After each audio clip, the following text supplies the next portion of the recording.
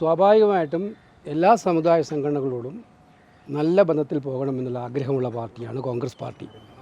പ്രത്യേകിച്ച് NSSൻ്റെ നിലപാടുകളും അതുമായി ബന്ധപ്പെട്ട കാര്യങ്ങളിലുമൊക്കെ തന്നെ കോൺഗ്രസ് എല്ലാ കാലത്തും ആ രീതിയിൽ പൊരുത്തപ്പെട്ടു പോകാൻ തന്നെയാണ് ശ്രമിച്ചിട്ടുള്ളത്. അതുകൊണ്ട് ഇത്തരം കാര്യങ്ങളിൽ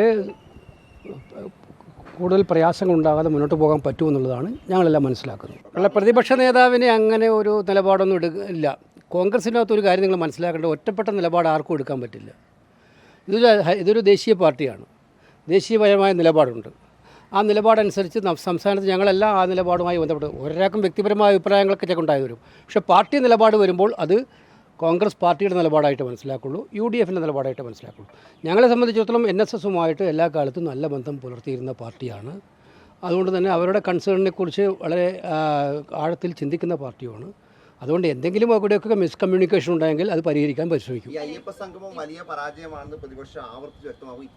അല്ല, അത് നിങ്ങൾ മനസ്സിലാക്കേണ്ട, രാഷ്ട്രീയ പാർട്ടികൾക്ക് രാഷ്ട്രീയ പാർട്ടികളുടേതായിട്ടുള്ള തീരുമാനം ഉണ്ടാവും, സാമുദായിക സംഘടനകൾക്ക് അവരുടേതായിട്ടുള്ള തീരുമാനം ഉണ്ടാവും. ഇത് രണ്ടും കൂടെ കൂട്ടിക്കൊടുക്കേണ്ട കാര്യമില്ല.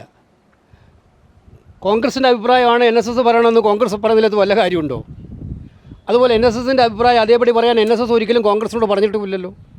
അപ്പോൾ രാഷ്ട്രീയ പാർട്ടികൾക്ക് രാഷ്ട്രീയ പാർട്ടികളുടേതായ നിലപാടുണ്ട്, തീരുമാനമുണ്ട്. അത് ഞങ്ങൾ ഒരുപാട് നാളായി എടുക്കുന്ന പൊളിറ്റിക്കൽ നിലപാടിൻ്റെ ഭാഗമായിട്ടാണ്, അനുഭവത്തിൻ്റെ വെളിച്ചത്തിലാണ്. സാമുദായിക സംഘടനകൾക്ക് അവരുടേതായിട്ടുള്ള നിലപാടുകളുണ്ടാവും. ആ നിലപാടുകളെ ബഹുമാനിക്കാം.